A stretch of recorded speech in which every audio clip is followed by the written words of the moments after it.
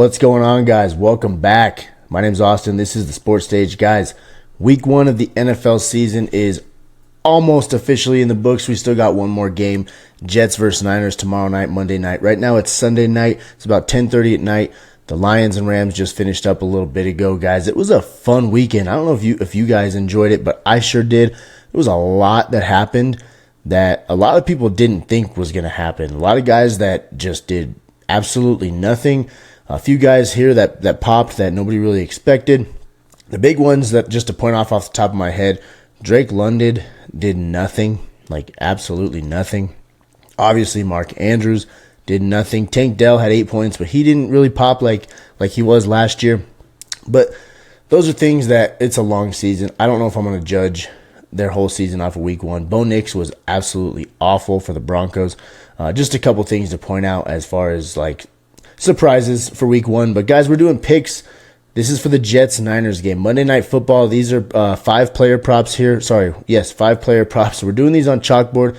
You can see the code down below. Code worldwide. That gets you up to a $100 deposit match on that first deposit. Guys, I say it every video. Don't go without getting free money from these apps. If they're going to give it to you, take it. All right? They are giving away free money, literally. If you put $100 in on the app, they're going to match it up to $100. Code worldwide on Sleeper does the same exact thing, guys. If you don't have a promo code when you sign up with a new app, you're doing yourself a disservice. Find one out there. Whether it's the codes that I can offer you or somebody else, go like searching on a scavenger hunt through YouTube. Somebody's got a promo code for pretty much every app, or just type in on Google. Like if you're getting DraftKings, type in DraftKings promo deal. Whatever it may be, don't go without getting free money, guys. That's just my 2 cents on signing up with a new sports betting app. And it is my recommendation you get as many apps as you can, because lines alter, overs and unders are different, odds are different. Find the best price for yourself and the best line for yourself as far as what the number's at, whether it's a 22.5-yard longest catch pick or 24.5 on a different app. They all just vary, guys. It's important that you find the right lines and the right prices for those lines. But anyways, as promised, we're going to get right into the picks. Guys, stick around to the end of the video if you want a little special offer from my VIP picks, okay? First, we're going with Garrett Wilson. You already see it pulled up here. I already mentioned 22.5 longest catch. That I did that for a reason, because we're taking Garrett Wilson. His longest reception line right now is at 22.5 yards. You can see right here it's minus 114 on the over, minus 114 on the under. This is per FanDuel. Obviously, Caesars, Underdog, Prizepicks, and BetMGM are also showed here. Every line is right at 22.5 except for BetMGM. However, they have it the over favored to go over rather than under. Underdog also has the not Underdog. Caesars also has the over, slightly favored. So the books are giving it about a 50-50 shot to go over and under, except for Caesars and BetMGM. They both have a little bit slightly different odds and slightly different lines, but I like it. Look at this graph here, guys. This graph here shows last season. 10 out of the 17 games, he did hit the over on longest reception at 22.5 yards. Keep in mind, Aaron Rodgers was not playing. I think it was like the second or third play, something around there, where he got, it was the fourth, I think, where he popped his Achilles, done for the year. So Garrett Wilson was doing this without Aaron Rodgers last year. Now Rodgers is back.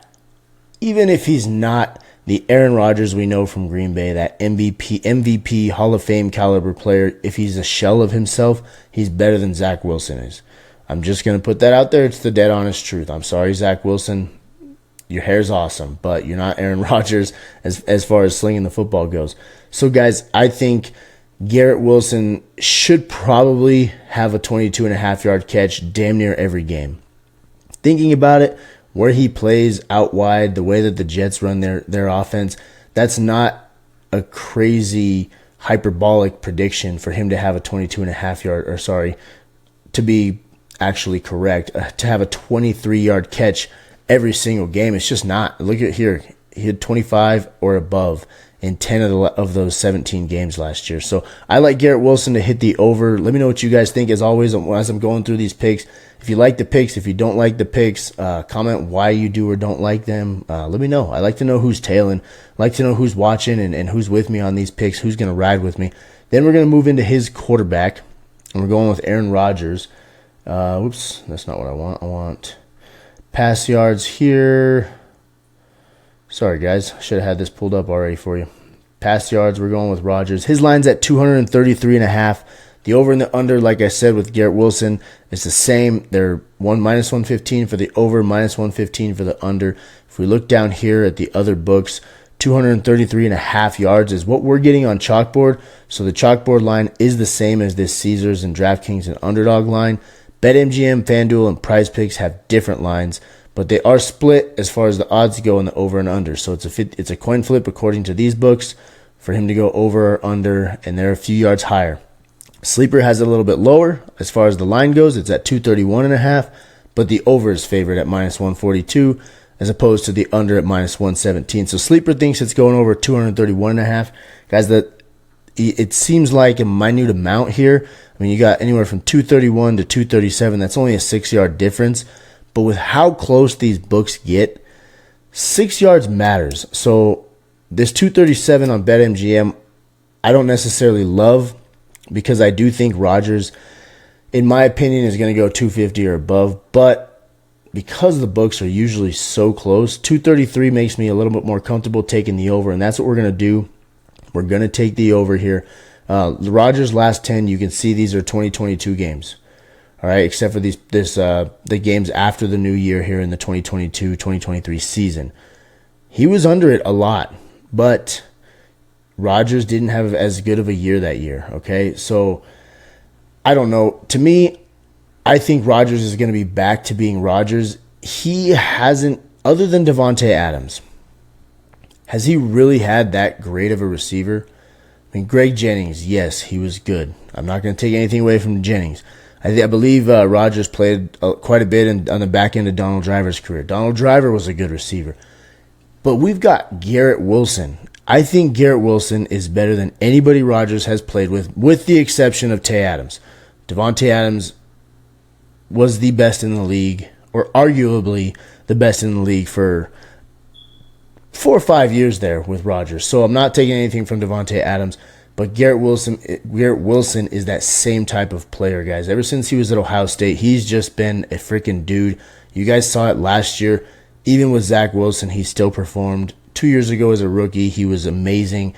This year is the year that Garrett Wilson's going to pop, and Rodgers is going to be that reason. 233.5 pass yards. Yes, the 49ers have a great defense. It is stout.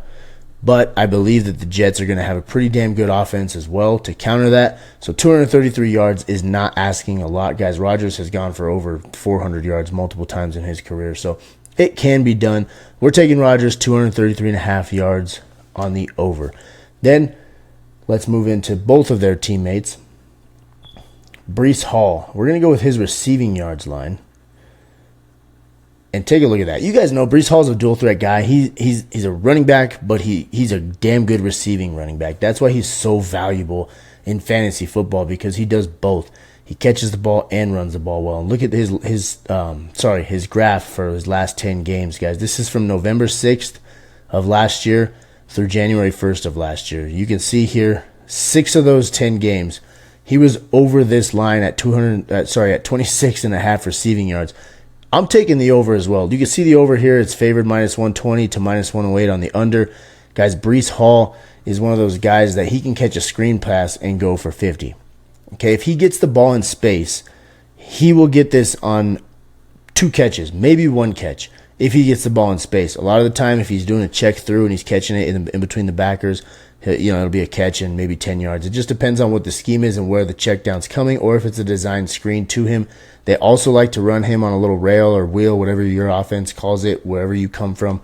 Just a little wheel route out of the backfield. They do that with him as well. Try to get it to him in space on the run so that he can hit the sideline and go. Breece Hall over 26.5 receiving yards. In my humble opinion, that line is too low. I think they could probably even set that 10 yards higher, and I don't think I would take the over and be comfortable with it, but I'd be considering it. So this right here, so far out of these 3 picks, this is the one I'm most confident in. Breece Hall at 26.5 receiving yards. You guys, if you remember, when Aaron Rodgers was healthy back in Green Bay, what was Aaron Jones known for? Catching the ball out of the backfield and getting a lot of yards with it. Aaron Jones was a dynamic running back with Aaron Rodgers at quarterback, because Rodgers knows when to check it down, when to just take what the defense gives you, and that's what he's going to do tomorrow. He's going to take what 49ers give him because that's what you have to do to beat the 49ers. You cannot press and you cannot force things against the Niners. They are a well-coached, stout defense. So this is just going to come to us, okay? It's going to come to Rodgers. He's going to find who's open, and Breece Hall is going to get, I'm going to guess, around 4 or 5 catches for around 40 yards. That's just my humble opinion, my prediction.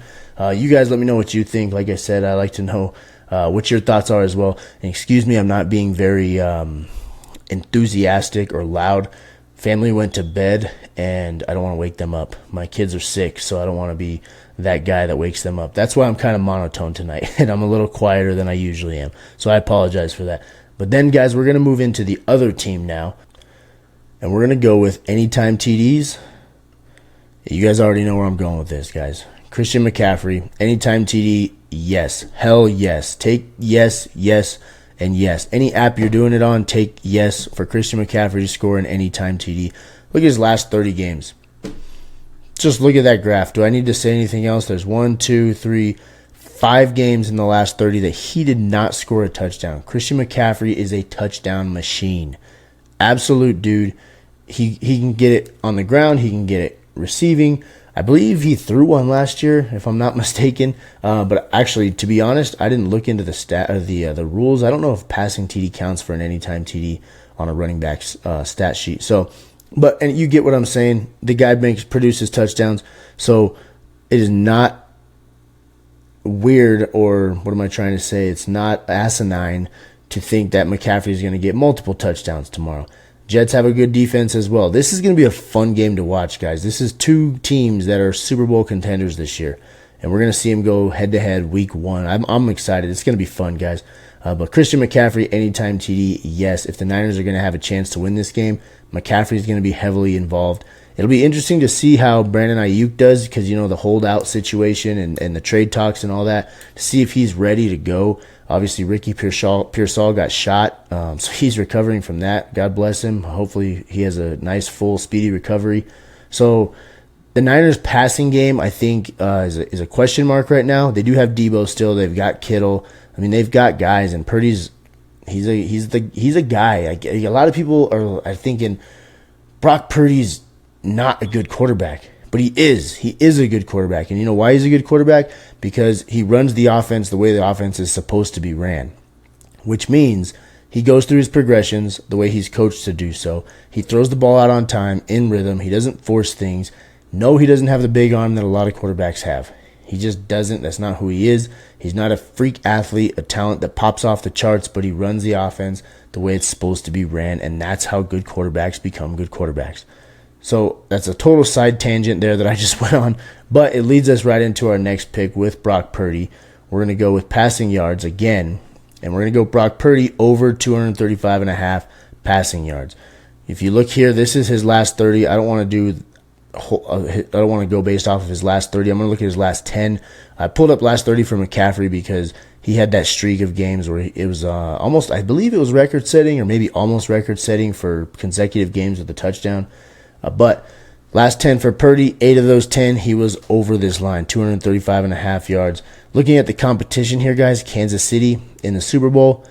Kansas City, yes, they're known for Patrick Mahomes and their offense, but why'd they win the Super Bowl last year? Because they had a good defense finally. So he threw for 255 against a good Kansas City defense.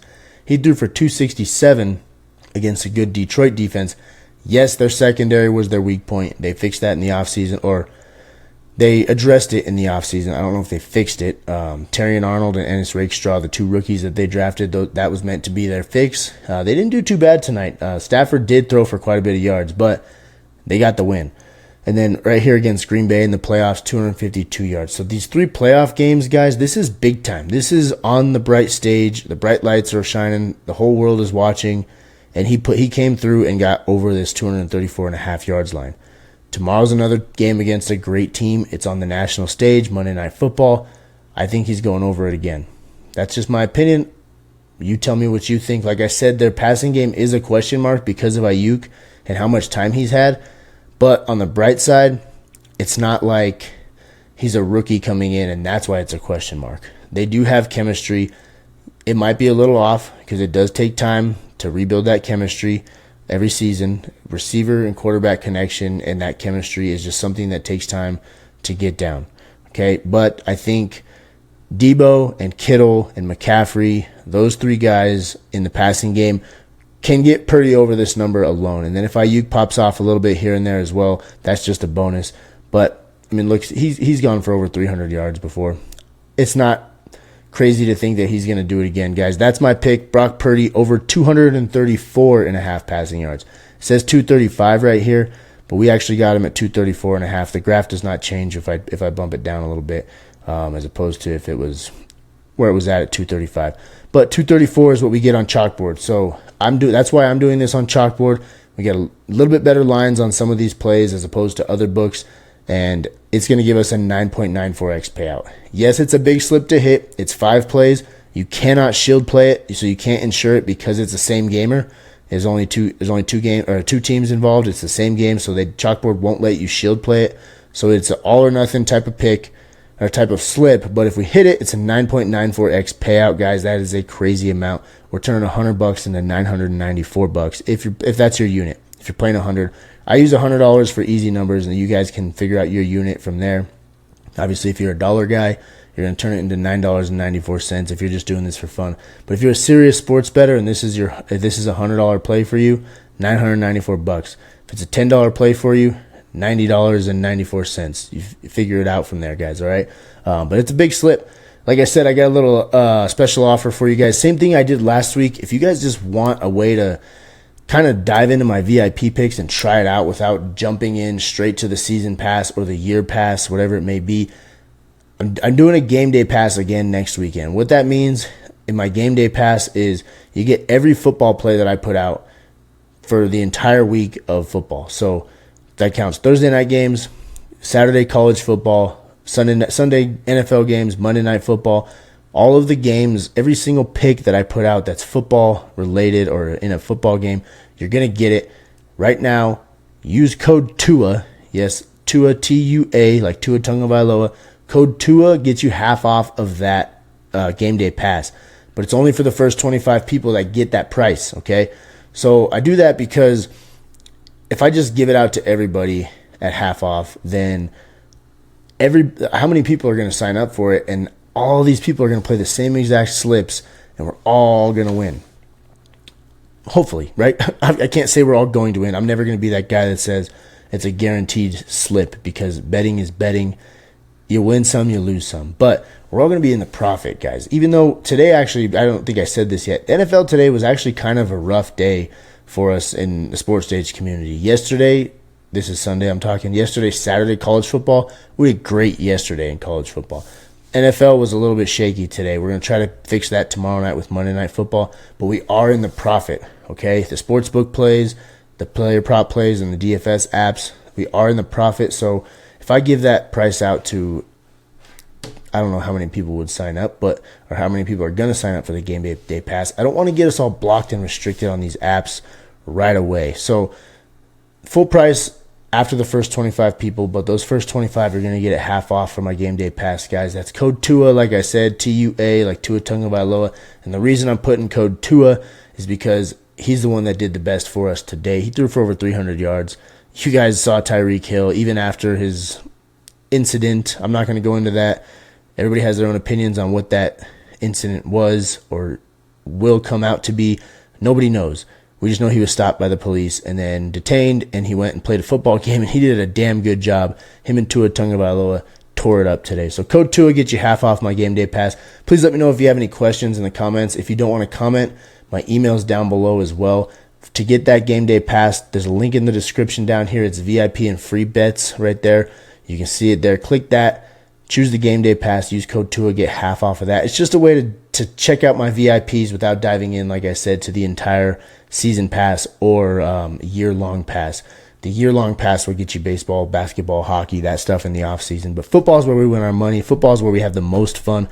I can't wait for this season, guys. Week 1 was fun. Week 2 college football this week was fun.